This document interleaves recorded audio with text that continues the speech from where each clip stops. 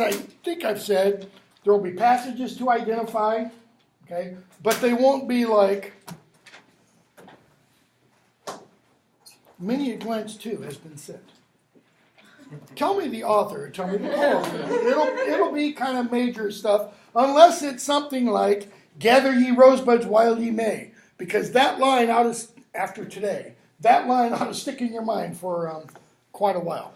But there'll be, I don't think there will be any that are just one line. There'll probably be a minimum of at least two, probably anywhere from, however, 4 or more. A lot of them will just be 4 lines. There will be some that'll be a little bit longer.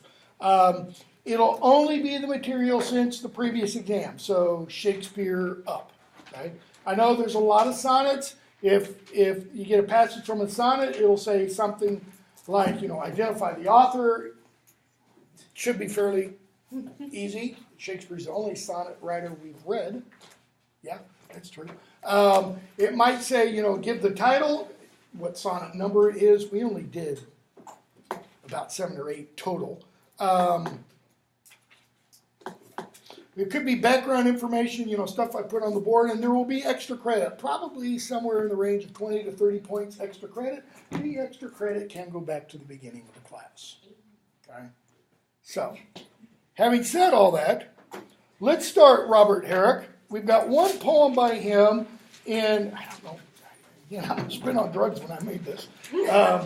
And one poem by Andrew Marvell. And once we do those two, we might come back and do another one by Herrick. Might do 2 more by Herrick that are at the beginning of our selection. But let's do To the Virgins to Make Much of Time first. Okay. Both these poems by Herrick and Marvell are classic Carpe Diem poems. And if you also, yes? Is the exam only identifying passages? Or No, there won't be any essay, but it'll be identifying passages, short answer, possibly some multiple choice and true, false. But if there are multiple choice and true, false, you have to read them very carefully. Not trick questions, just, as you know from having gotten papers back, words have meanings. Okay? So pay attention to the meanings of words. I saw another hand. I was going to ask a question, but we're going to see the same one. Okay. So if you saw Dead Poets Society, you can't forget this phrase. Because it just gets hammered into you. To the virgins to make much of time. Who's the title to? The virgins. Thank you. Okay, to the virgins. Is virgins male or female? It's usually female. Why? Because we hit it's cultural ideas about sexuality and, Oh, and like how okay, I can kind of... in theology works and stuff. And some weird ideas about a hymen, No. It's more important for a woman to keep her virginity than a man. Okay, could be. Literally, okay, here's meanings of words. Literally, denotatively, male or female. Virgin simply means what? someone who hasn't had sex. Bingo. Doesn't matter, male or female. Okay? To the virgins, comma, to make much of time. What does the to make much of time imply? Sex. Time's flying. Okay? So, we have 4 stanzas. Gather ye rosebuds. I'm going to read the whole thing through and then we'll go back. Gather ye rosebuds while ye may. Old time is still a-flying. And this same flower that smiles today, tomorrow will be dying. The glorious lamp of heaven, the sun, the higher he's a-getting, the sooner will his race be run, and nearer he's to setting. That age is best which is the first, when youth and blood are warmer, but being spent, the worse and worse times still succeed the former. Then be not coy, but use your time, and while ye may, go marry. For having lost but once your prime, you may forever tarry. Okay? So the first 3 stanzas each involve a separate image. First one, flowers. Gather ye rosebuds while ye may. Old time is still a-flying. Your gloss tells you, paraphrase the Latin tempus fugit, time. Okay, yes, that is a paraphrase of tempus fugit. It would be more helpful to have a gloss explaining why is time described as old? How can time be old? Well, in the Renaissance, it was thought time was winding down. I mean, we know, because of astrophysics and all that kind of stuff, we may die, we will die, but how long before the Earth, or the sun, more specifically? It's a few more billion years. It's got its fuel cells still have a bit of charge left in them. It's going to be quite a while. During the Renaissance, they didn't think so. They didn't think it was necessarily going to be tomorrow, but still. So, old time is still flying. That is, time is whirling on. And this same flower that smiles today, what's the same flower? The rosebud that does what? As the sun passes the sky, it opens up. That's the smiling. And this same flower that smiles today, tomorrow will be dying. Those petals will be dropping off one by one. The glorious lamp of heaven, which we can't see today, the sun, the higher he's getting, the sooner will his race be run, and near east to setting, right? You have east, west, sun rises in the east, so to speak, we know it doesn't. And what happens? Once it reaches the prime meridian, which is noon, what happens? It starts setting. The point of the line, however, is what? Once it reaches here, that's all, folks. This is the good part. What's this? Okay, this is the good part. This is most of you. This is me. Okay? Nearer he's to setting. Once you reach, let's use Dante's, midway through this life's journey, supposedly 35. Okay? Once you get closer to 30, once you hit 35, supposedly, you're on the downhill slide. Okay, so 35 is kind of the middle of middle age. Not anymore, because we now live a lot longer than they generally did in Dante's age. So, second image. Third image. That age is best which is the first, when youth and blood are warmer. Youth, okay, I can understand that. Blood? How can blood be warmer when you're young? It's just because Savannah's probably half my age, probably less than half my age. Her blood's running at 98.6 and mine's, 65, barely. Yeah, kind of that's what they thought. Here's the image I love to use. Sorry if you're vegan, because this is going to, just disgust you. It's like cooking a pan of bacon. You cook a pan of bacon, a whole bunch of bacon, so that you pull the bacon out and you've got, a good inch of grease in that pan. And right after you've taken the bacon out, you can do what with that grease? You can save it. Slosh it back and forth, pour it. Why? It's highly viscous. It's very liquid. But you take it off the stove and then you let it sit for a while, and what happens? It congeals. You could say it hardens. I like the word congeals better. It just sounds better. It slowly thickens. That is what they believed happened to blood. The older and older you get, the harder and harder. The more congealed your blood becomes. So you guys are all like brand new bacon grease, and I'm the stuff that's been sitting there for hours. Being spent. What's the being spent? That age which is best, the former. The worse and worst times still succeed the former. This is the best age. Okay? Once this is spent, the worse and worst times still, always, constantly succeed the former. If we are to be reading this literally, the poet is saying, for me, today will be worse than yesterday. And tomorrow will be worse than today. And the day after tomorrow will be worse than tomorrow. Every day until I croak. Now that's pretty pessimistic, right? If you take that literally, then what does that imply? What do you do here? Worry about the beach. What did Herbert say in The Caller? Recover thy sigh-blown age. Do what? Get everything you can. I mean, we've had beer commercial slogans, or beer slogans and commercials for this. Go for the gusto. Why? You only go around once. Get what you can.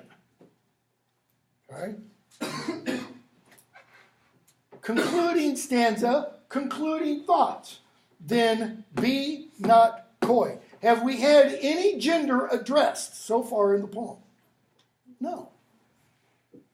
This is the only time we do, and it's still not denotatively addressed. It's connotatively addressed. What do I mean? Coy. To whom, to what, does that adjective coy usually Refers to women. to women? You don't usually hear coy being described of young men. It's being described of young women. Why? What does it mean? It means to be like sort of passive in the sense in sexual interactions. Like you just like you act like you don't know what's up entirely, but you know what's up. Okay, I'm going to say possibly. What else can it mean? Come on. So I think some of you are afraid to say it. It's the hard to get idea. Plain hard to get. It's the game. Okay? Be not coy. Don't sit there and kind of reel him in, and he gets a little close, and you let him back up. Reel him back in again. Let him back. Reel. Don't be coy. Why? Use your time. How do you use time? Time just is, right? It's not like you leave this class and go, well, I'm going to go use some time. We will say, I spend time. Spend means what again? There's an expense involved. You give away something. What are you giving away when you spend time? Life. Your life. So when you spend time watching the idiot box, it's just life going down the drain. Use your time, and while you may, go marry. Does the speaker mean go get a rock, go get a ring? Possibly. I mean, that is how it's spelled. But marry is one of those wonderful words. It can also, because of pronunciation, mean what? Marry. Happily, joyfully, blithely. Go marry. Go happy. Cue the Bobby McFerrin song. I used the same exact thing in my previous class. Go marry. Why? And then he just pulls out all the stops. I mean, he gives us the real kicker. And it's kind of a kick in the teeth. For having lost but once your prime. What is your prime? Prime means first, right? Primary sources. That's your first source. That's your main source. If you're writing about Shakespeare, it's whatever play or sonnet you're writing about. If you're writing about Sir Gawain and the Green Knight, it's using Sir Gawain and the Green Knight to support your argument. Okay? Having lost but once your prime. You lose that first thing, the first age, you may forever tarry. What does tarry mean?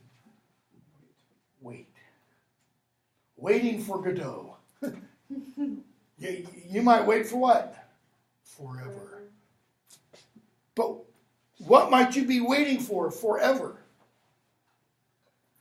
Be not coy. The speaker is saying, without saying it, essentially, get married when you can, or, I'll be even more blunt, have sex when you can. Why? Because you're gonna get old and die. Okay, you jumped the gun there a little bit. The first part, let's leave the die part. I'm not that old. You're going to get old, and what's going to happen? You're gonna get ugly. You're going to be like that rosebud that today is just barely opened and beautiful, has so much promise, and tomorrow it's just a limp, stalk, and all the petals have fallen off. Okay? You're going to be like the glorious lamp of heaven that is set. You're going to be like that age whose blood is thick and congealed. So, go marry. Go have fun. Go use it or lose it. Okay? Christian? Kind of reminds me of a lot of Philip Roth stories, because stories he writes, and especially in his older years, he'll make all of his older characters kind of wish and yearn for younger women that are younger than how the 70-year-old or 60-year-old, and all this kind of like, yeah, that's kind of a problem. They're older and they're not. Yeah, I'd say that's just typically male. Okay, now we're going to come back to Herrick probably. Jump to Andrew Marvell. I didn't talk anything about Herrick's background other than I'd said before, Herrick became a priest. Like Donne, like Herbert, Herrick writes poems like Donne does, both secular poems and profane poems. Herbert only writes divine poems. Andrew Marvell was not a priest. Andrew Marvell was a government official, and when John Milton got in trouble with the Commonwealth during the period called the Interregnum,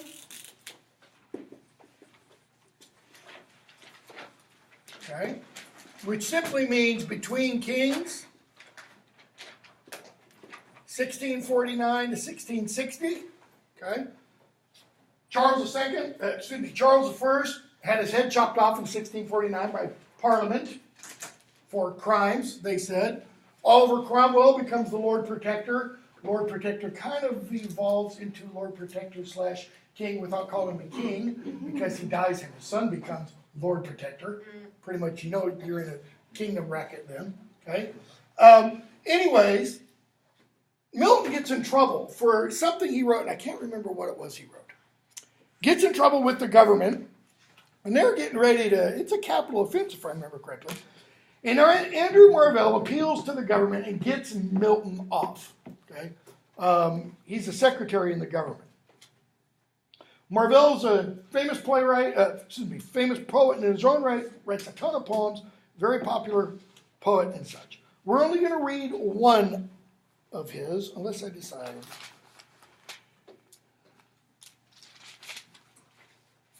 to... Yeah, we're not going to add more. Yeah. We're going to read To His Coy Mistress. Okay, so there we have it. Coy mistress. So what is she doing to the speaker? She's playing hard to get. Kind of like if we were to go back to John Donne in The Flea, right? What's the speaker saying? Hey man, look at this flea. Flea sucked you, flea sucked me. But man, this flea's lucky. Okay? To his coy mistress. It doesn't have 3 stanzas per se. That is not, because there are no stanzaic breaks. But the poem is built in 3 portions or sections. Okay? Had we but whirled enough in time, this coyness lady were no crime. We would sit down and think which way to walk and pass our long love's day. Thou, by the Indian Ganges side, shouldst rubies find, I, by the tide of Umber, would complain. I would love you 10 years before the flood, and you should, if you please, refuse till the conversion of the Jews. My vegetable love should grow vaster than empires, and more slow. 100 years should go to praise thine eyes, and on thy forehead gaze, 200 to adore each breast, but 30,000 to the rest. An age at least to every part, and the last age should show your heart. For lady, you deserve this state, nor would I love at lower rate. Okay, pause there for a moment. Had we but implies what? We don't. We don't. It's a condition contrary to fact. We don't have world enough in time. But if we did, this coyness wouldn't be a crime. You're playing hard to get. You're denying me. You know, think of Dunn's flea again. Think how little that which thou deniest me is. It wouldn't be a crime. Why? Because if we had world enough in time, we could sit down and think which way to walk. Every one of you has done this at one point in your life with another person. Probably when you were younger, middle of the summer, you're sitting there, you're bored out of your brains, and you're going, what do you want to do? I don't know, what do you want to do? And you sit there and you waste a freaking hour or day. I don't know, what do you want to do? He's saying, we could sit and say, do you want to walk this way or do you want to walk this way? And pass our long love's day. We could sit there and love each other all day long and just think of that. Or, thou by the Indian Ganges side, the Ganges River, shouldst rubies find. And I, by the tide of Umber, a river in northern England, would complain. He doesn't mean, and I would sit there and bitch and moan because you're over there in India. He means I would write little love songs. I would write little love complaints, little Petrarchan songs. I mean, if we have all the world and all the time in the world, why not kill a few thousand years writing love poetry? I would love you 10 years before the flood. Notice the flood is capitalized. What flood is that? No. That's Noah's flood. So when was that? That's like Genesis chapter 8 or so. Way the hell back there. Okay? And you should, if you please, refuse till the conversion of the Jews. And when is that? The judgment. Yeah, just before Judgment Day, according to Protestant theology. So, before God condemns the world in the flood, to before God finally condemns the world with Judgment Day, you could refuse me. Well, I mean, if we have all the time in the world, then why not? My vegetable love, what does that mean? Plant a watermelon in the next week or so. Put a watermelon seed in the ground. Go outside every day. Watch it. You'll go out there and go, nothing. Go back inside. Come back out the next day. Nothing.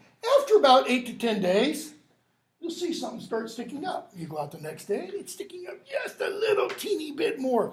Watermelons, if I remember right, take about 120 days to grow. What's he mean by vegetable? Slow growing.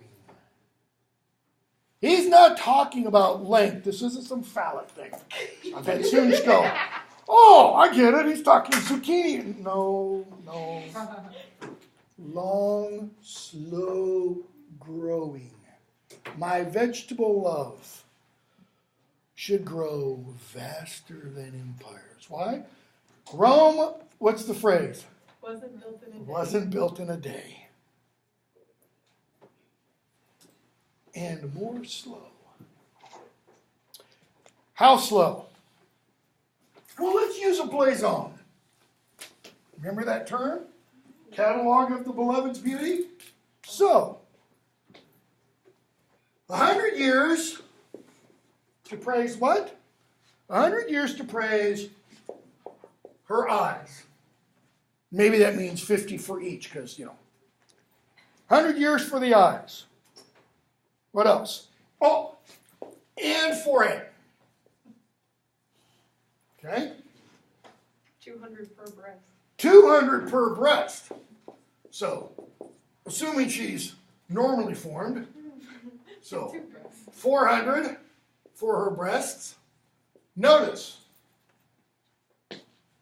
only 100 for eyes and forehead. He likes boobs. He likes breasts, okay? Again, I would probably say typical male. What else? 200 each breast, 30,000. Look at all the extra zeros. To the rest. Where is he moving? Oh, down south. Top, down. 100, 400, 30K. And an age, at least, to every part. And the last age, if we had all the time in the world, the last age would what? Show your heart. For lady, you deserve this state, nor would I love at lower rate. What does that mean, at lower rate? Just talking. I pulled out money for a reason. That's what he's talking about. Your forehead and eyes, man, they're great. They're worth at least $2. Really nice breasts. If I had a 50, everything else, okay, that's 100. Lower rate, financial, economic terms. I mean, you want to talk objectifying, there's your objectifying, okay? So, that's the first stanza. If we had all the time in the world, fine, we could play this little game. But implies what? We don't. Watch, Antony and Cleopatra. And Cleopatra calls a servant to come in, and the servant tells her, Antony has gotten married. And she's all bent out of shape, and she calls the servant back in again, and he says, but yet. She goes, I like not but yet. Because what does that always imply? Turn. A contradiction. But at my back I always hear time's winged chariot drawing near. What's the image?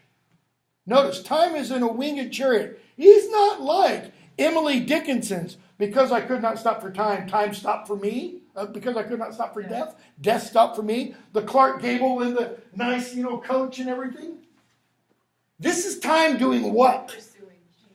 Pursuing, chasing you. And what does time have in his hands? Think of Shakespeare's "Let me not to the marriage of true minds admit impediments." His sickle or scythe, because what's he getting ready to do? He's riding up alongside. You're running too, right? You're trying to outrun time. And he's going to do what? Is he going to lop your head off? No. Time doesn't do that. Okay. Time does what? Takes you off at the knees. Oh, Why? wow. Because you can still live. And go. Oh. At my back I always hear time's winged chariot hurrying near. Hurrying implies the closer it gets, the faster it comes. In case you haven't noticed this, the older you get, it literally is. Somebody in the back is going, Christina is. The older you get, the faster it seems time goes. Like years just kind of go, woo! I mean, like this 2018 just started. And we're almost half through it. And yonder, all before us lie deserts of vast eternity. Eternity is described how? As a desert. How many of you ever been in the Mojave Desert? I'm sure you have. Or through the deserts of the Southwest, driven across I-10, I-20, I-40. Done that drive from San Francisco Bay Area to Chattanooga, half dozen times, driving through Needles, Barstow, etc., and have done it in the summer when it's 130 degrees, where you get outside your car, you're on Interstate 40, you walk around on the pavement for more than 5 or 10 minutes, and if your shoes are made out of rubber, they start to stick because it's so hot. You crack an egg and you can fry it right there, okay? That's what the speaker sees for eternity. How do we want to think of eternity? Pleasant. Peaceful. Peaceful, okay? So describe pleasant.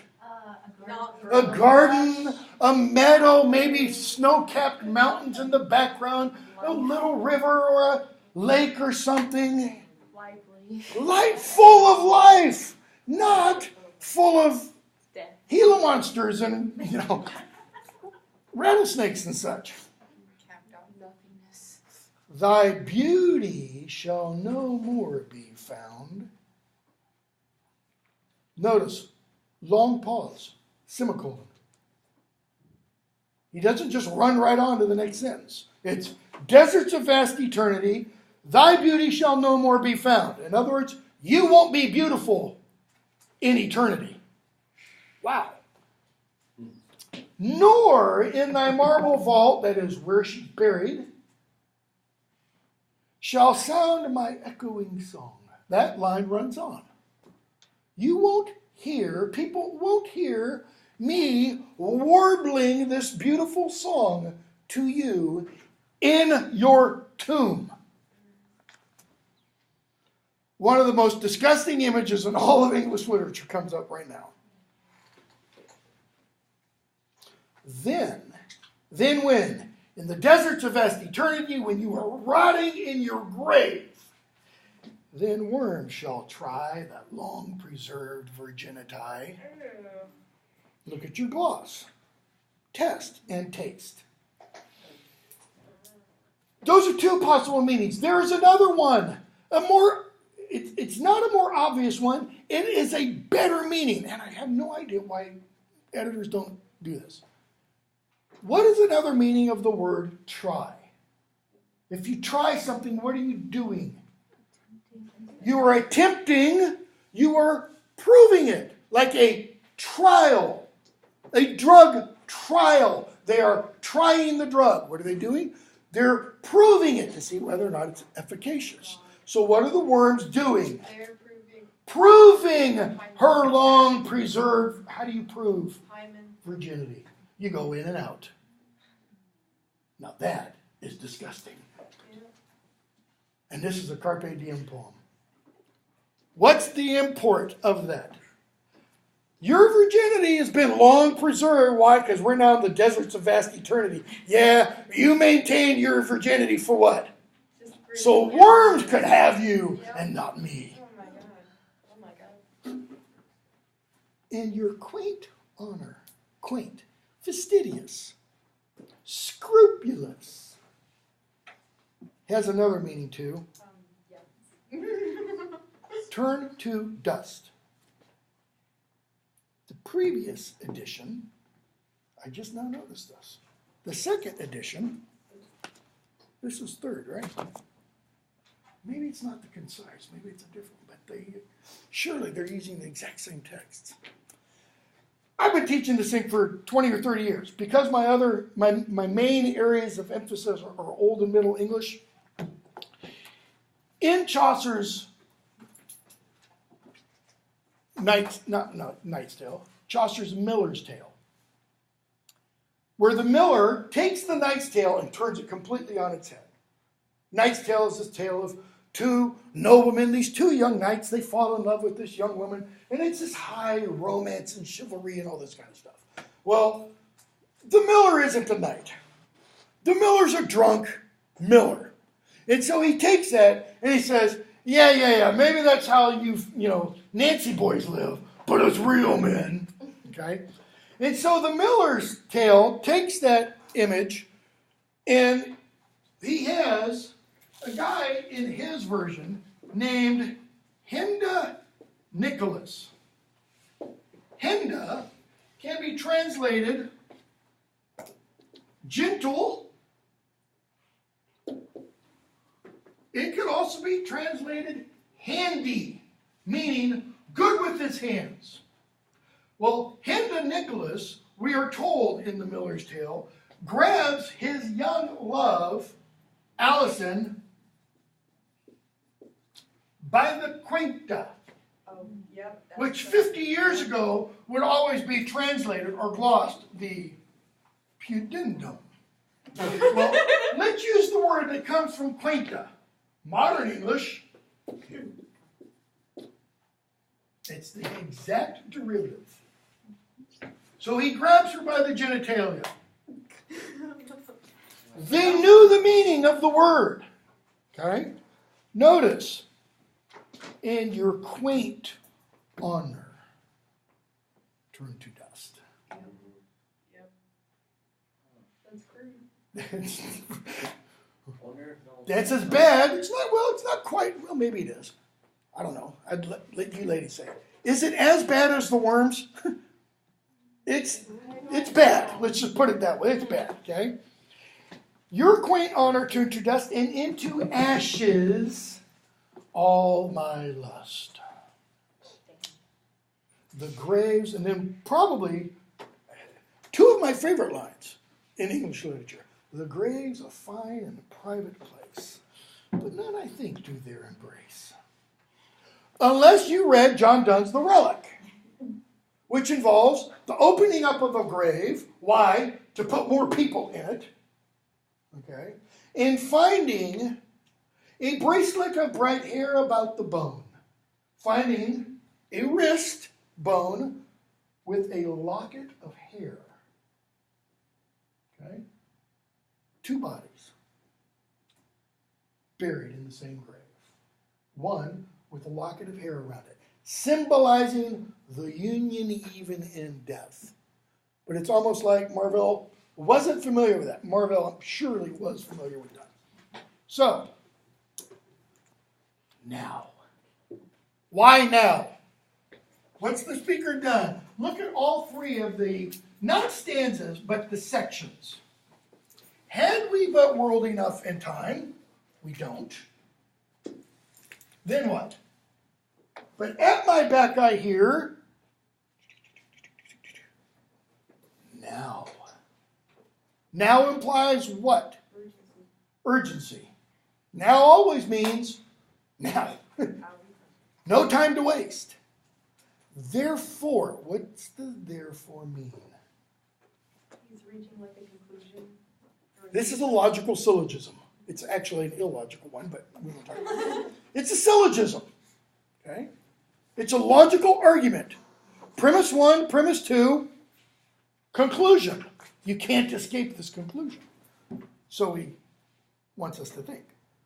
Now, therefore, while the youthful glue sits on thy skin like morning dew. Now, look at your long footnote. One of the more famous textual problems in English literature, called a crux. Okay? It's a cross. It can't be figured out how it works. Okay? The 1681 printed edition has youthful hue, morning glue. This has youthful glue, morning dew. Okay? Another manuscript, transcription of the entire poem, dated 1672, that is 9 years before the 1681 printed edition, reads, youthful glue, morning dew. Many modern editions conflate the first line of the 1681 edition with the second line from the two manuscript versions, making youthful hue, morning dew, which none of the manuscripts or printed editions have. In other words, they just created a new version of it. But the original manuscript reading does seem to have been glue after youthful, and then dew after morning. The word then read by one transcriber as glue, G-L-U-E, and changed by a puzzled 1681 printer. Glue, G-L-E-W, appears to mean sweat. Remember Donne's The Ecstasy? The two lovers sit by the riverbank, And what is the only means of propagation they have yet? Their hands are cemented together with what? Sweat. Sweat. Right? So, now therefore, while the youthful glue sits on thy skin like morning dew. Well, if the glue means sweat, let's use a more feminine term. Because women don't sweat, they perspire. Mm-hmm. Or so some say. I don't know, most of the women I've known know they sweat. Okay? While the youthful glue sits on thy skin like morning dew. Why like morning dew? Because it's just like on the top. Okay, and then what happens? It evaporates and goes nowhere.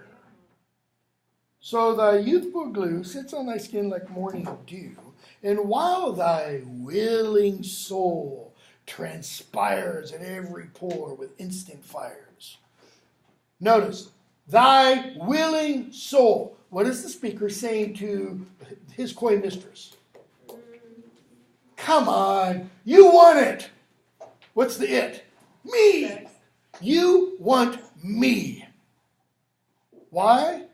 Your soul breathes out. That's what transpires means, literally. It breathes out with what? Instant fires.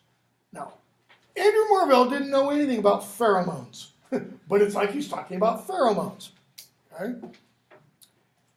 Therefore, now let us sport while we may. Sport! Have fun.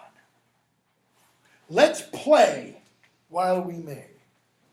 And now, like amorous birds of prey, rather at once our time devour, than languish in his slow chapped power. What? What does he mean, amorous birds of prey? How do amorous birds of prey devour time?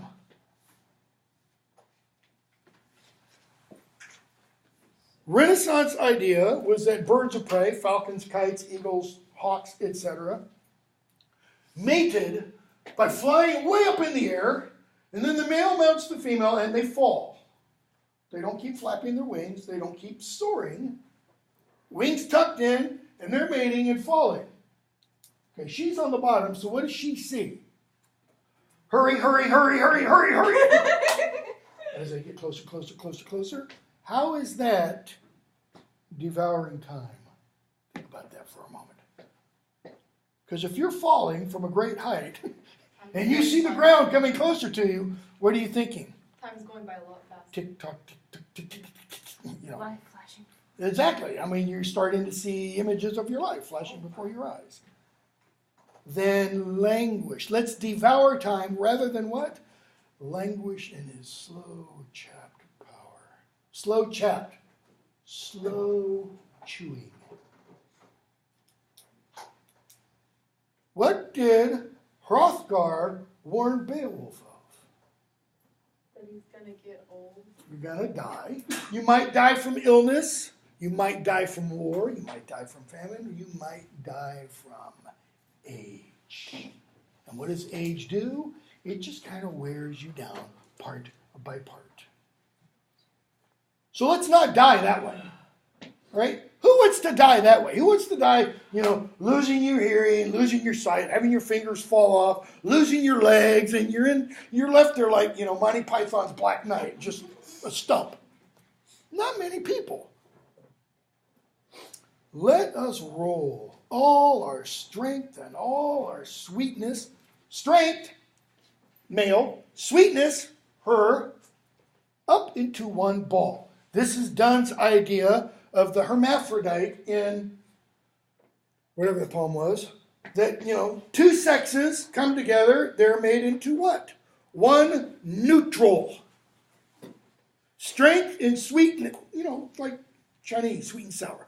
All mixed together. Image of the ball now. And tear our pleasures with a rough stripe. No, he's not talking S&M. I've had students go, oh yeah, I love this guy. He's talking weird kinky stuff. It's not, no. Tear our stripe.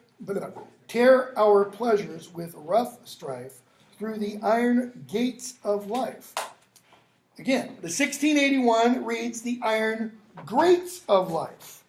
Printed edition with manuscript corrections. Many editors see gates of life as a typically Marvellian inversion of the biblical gates of death from Psalm 9:13, as well as Job. Job talks about the gates of death. Okay? Well, gates of life and gates of death, really the same thing, right? On this side it's life. On the other side it's death. Thus, they should have arranged it so that, at least the poem could conclude on the same page. Thus, though we cannot make our sun stand still, like Joshua did at the Battle of Ai when he prayed to the Lord and the Lord froze the sun, though we can't make our sun stand still, yeah, we'll make him run. How are you going to make the sun run? First of all, what's the image of the sun running? What's he talking about? Tick, tock, tick, time. Day passing. Though we can't stop the sun from moving, we can do what? Or, keep going, take that even more, outrun it. Okay? We can outrun the sun. Now that's pretty good carpe diem, Paul. I mean, he's really saying, seize the day. Why? Because tomorrow, if you don't, my coy mistress, or if you doint my co-mistress, what's going to happen? If you don't let me have you, you're going to let the worms have you. Come on, I'm better than a worm. No, that's what the speaker is saying. Okay, now go back for just a moment to Robert Herrick. Should I do both of these? This farewell to Sack. Yes, question. Okay, when it says to his coy mistress, does mistress have the same connotation as like a little fish lover? Or is that the same? No. Wife, girlfriend? No. Girlfriend, could be wife, probably not, since she's holding out on him, so to speak. Unless it's their wedding night and she's kind of, had second thoughts. But I don't think that's likely. We do have poems that are written about weddings. We haven't read any. They're called plural, epithalamia, singular, epithalamia. Edmund Spencer wrote one. Edmund Spencer wrote more than one. Donne wrote a couple. One of them is actually, no, I don't think they included it in here because too many people think it's too dirty. Shakespeare.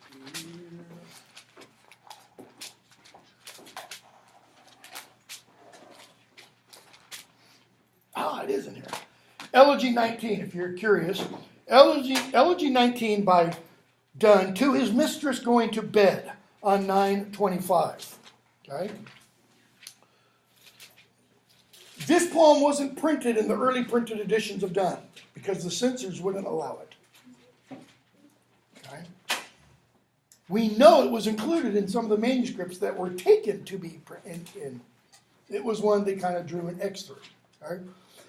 The reason I say this is possibly an epithalamium is one of the manuscripts, and it's one of the major manuscripts of Donne's poetry, it's called the Bridgewater manuscript, has written, just a second, that there. If the manuscript looks like this, okay, and the poem starts here, it has written in the gutter, lengthwise, along here, why should a man not write a poem about his own marriage? And it's written in the same hand as everything else in the manuscript. So the scribe who copied that manuscript suggested, this is a marriage poem. Okay? Just read the poem and you'll see what he's talking about. It's got some famous lines like, license my roving hands and let them go behind, before, above, between, below. Oh, my America, my newfound land, my kingdom, safeliest when with one man manned.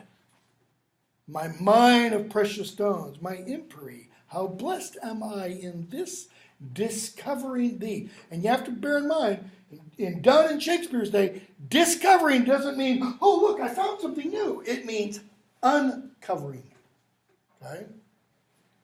So the speaker goes on and says, so go ahead, get naked, get into bed first. Okay. His farewell to Sack, page 957 by Herrick.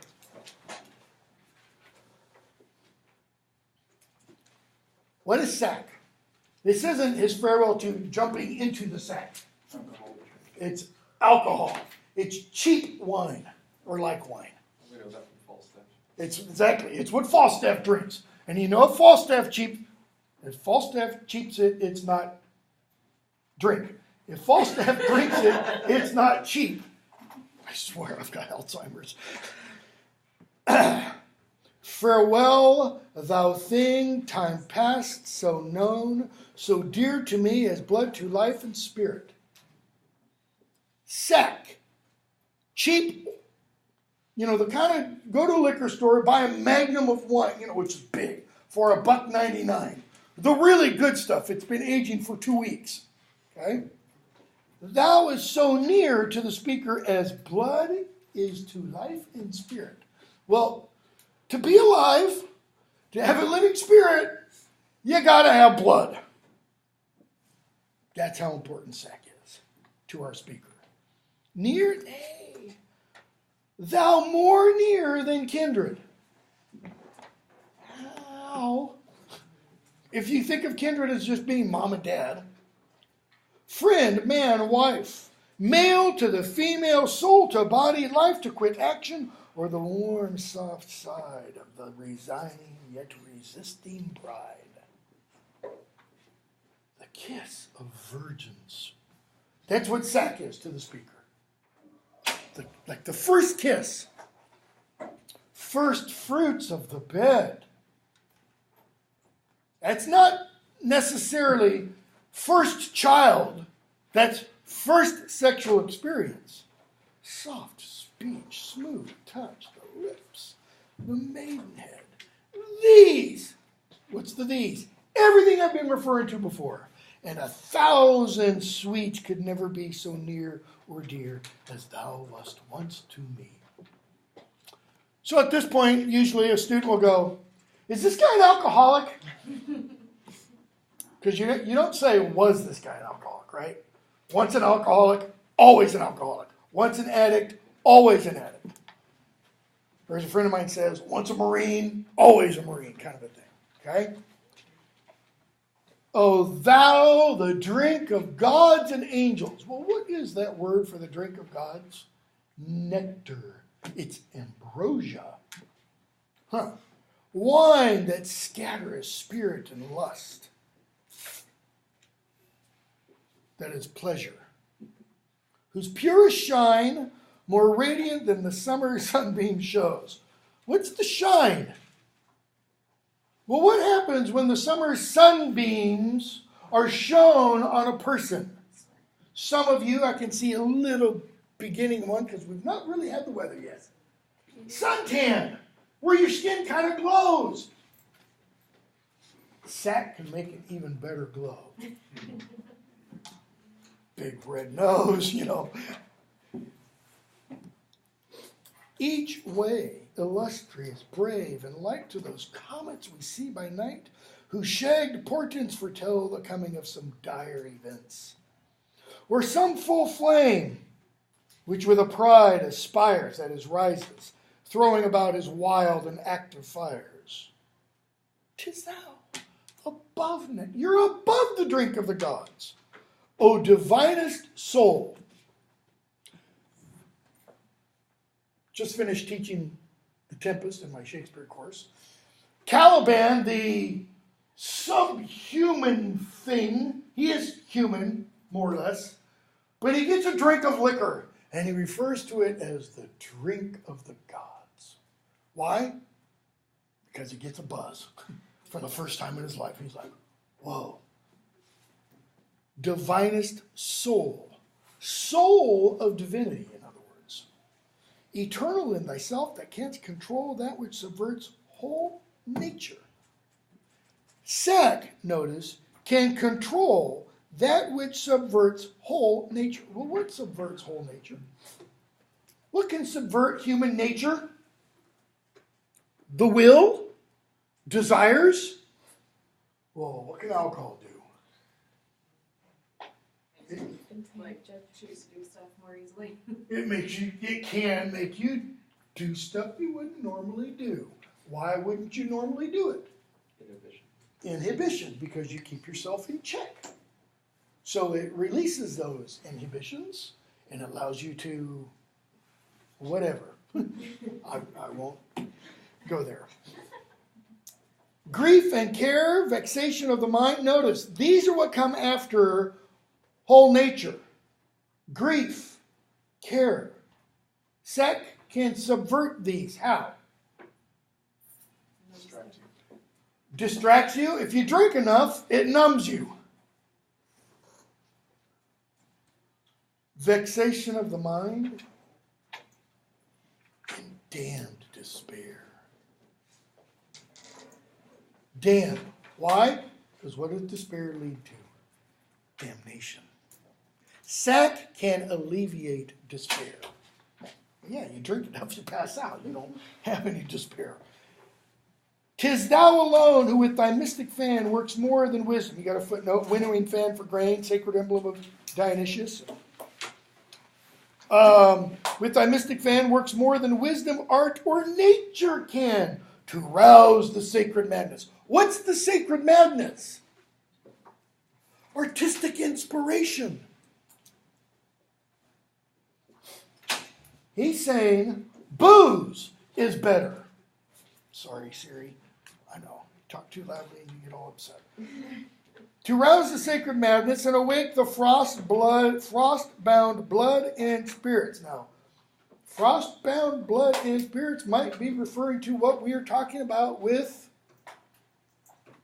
to the virgins to make much of time about the body getting old, and to make them frantic with their raptures, flashing through the soul like lightning, and is active too. Apollo can't do this. Or those thrice three Castilian sisters. If wanting thee. If wanting thee. Apollo, the god of poetry, the thrice Castilian sisters, the 9 muses, they can't inspire if I don't have booze. Horace, Anacreon, both had lost their fame. Hadst thou not filled them with thy fire and flame? What modern 20th century, not modern now, he's been dead for 60 years.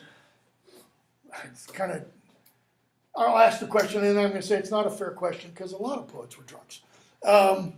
What 20th century real famous poet died of alcoholism? Okay, Bukowski. He was later. Go earlier. Do not go gentle into that good night. Dylan Thomas was like 40, 41. Okay? Died of alcoholism.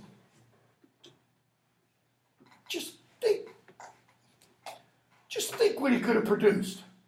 But then the other side is, yeah, but just think what he could have produced if he wasn't a drunk. You know, maybe it was the being a drunk. Phoebe in splendor and thou Thespian spring, of which sweet swans must drink before they sing. Notice swans, poets, probably echoing Ben Jonson, talking about Shakespeare as the sweet swan of Avon, and Shakespeare as being the model of poets.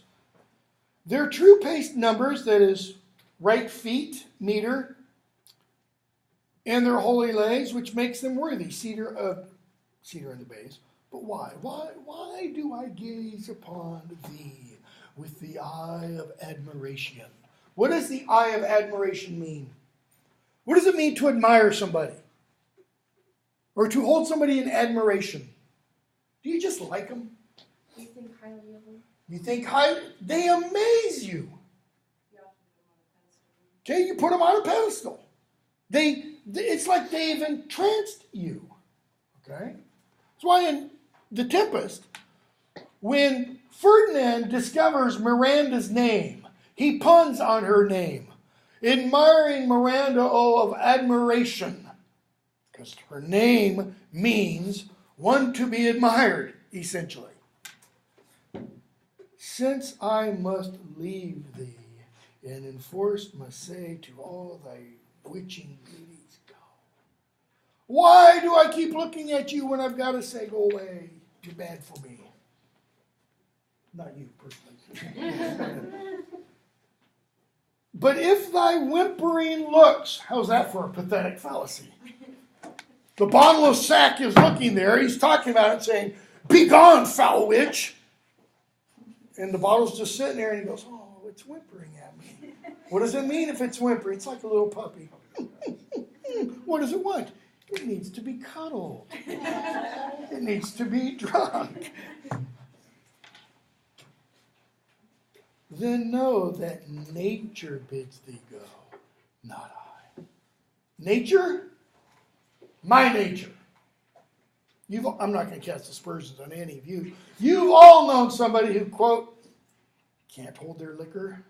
One drink and they're gone. Even if it's like, a little bit of vodka and a big glass of orange juice, just a little. Or NyQuil.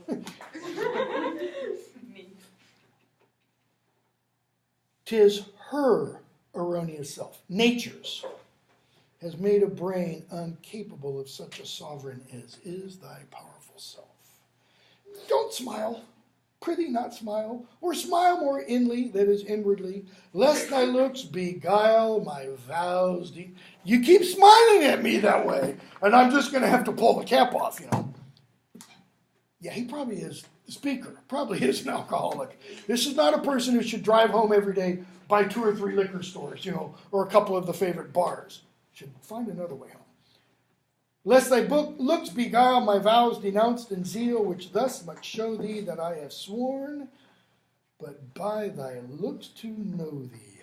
I've sworn, but by thy looks. Oh, no. Never. Not me. Let others drink thee freely, and desire thee and their lips espoused. Espoused. What does that mean? Engaged. Like engaged. What does it mean to be engaged? To touch. Swallow the bottle, Let these others do that, he says, while I admire and love thee, but not taste thee. Let my muse fail of thy former helps, and only use her inadulterate strength. This isn't adulterate like adultery. Inadulterate means what? It's like unadulterated. Unmixed. Yeah. Unblended. So everything the speaker writes after this is going to be what kind of poetry? Pure, probably boring, probably dull, probably not very good. Just think of some of the great literature that's been written under the influence of whatever. Okay? Just think if Samuel Taylor Coleridge had not been interrupted, how Kubla Khan would have finished. You know the story, right? Kubla Khan, Samuel Taylor Coleridge, on an opium high. And I think it's Wordsworth shows up at his door. It's either Wordsworth or his sister, or Wordsworth and his sister. And Coleridge has this beautiful vision. Wordsworth shows up. He spends an hour talking to him. He goes back and he starts to write down the vision. And it, as happens with all dreams, fades away and he doesn't remember the rest. But what we have is amazing. And it's not like he could go snort some more coke and get it back, because it's gone. What's done by me hereafter shall smell of the lamp, not thee. The oil lamp. It's going to have kerosene on his fingers rather than hooch on his lips. Okay? All right, we'll stop there. Haven't started your papers yet. I'll probably start as soon as I'm done with my Shakespeare papers, which I've got 3 or 4 more. I'll start those. When I am done with them, I will put them in a magazine box outside my office door. There will be a sticky note that says 3010 students with an arrow pointing down. They'll be in envelopes, okay? So nobody else can see what you got, unless they're going to be really nosy and rip open the envelope, whatever.